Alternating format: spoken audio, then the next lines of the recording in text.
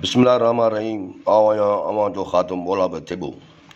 गुज़िरियल राति मियां Adnan पीज़ादो petrol pump जी मस्जिद में पेश इमाम सैयद आसफ़ अली शाह ऐं अब्दुल गफ़ार जे मेज़बानीअ हेठि मेलाद जी महफ़िल मुनक़द कई वई, जंहिंमें कोटड़ीमल कबीर समेत आसपास जे इलाक़नि मां आशिक़ान रसूल पारां वॾे तइदाद में शिरकत कई वई। मेलाद जो महिमान ख़ासि हज़रत अल्लामा मौलाना मुफ़्ती फ़िदा हुसैन सिकंदरी हो, जंहिं मेलाद जी महफ़िल खे ख़ुसूसी ख़िताब कंदे प्यारे नबी करीम बिनी जान जे सरदार हज़रत मोहम्मद मुस्तफ़ा सल्लल्लाहु अलैहि वसल्लम जो ज़िक्र बयानु कयो ऐं चयो त ॿिन्ही जहान जे सरदार न अचनि हा त हीअ काइनात बि न हुजे हा।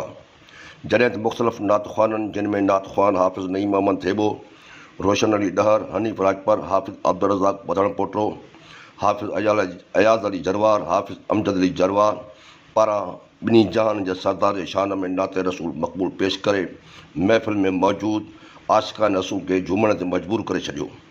महफ़िल में शरीता सदर मौलाब थेबो, पीपी अॻवान जावेद मेमुण ऐं ॿियनि वॾे तइदाद में शिरकत कई। जॾहिं त आशिक़ान रसूल में लंगर बि तक़सीम कयो वियो। जॾहिं त महफ़िल जी कंपेयरिंग हाफ़िज़ सैयद मुंठार अली शाह कई। मौलाब थेबो, इबरत न्यूज़ रिपोर्टर, कोटड़ीमल कबीर।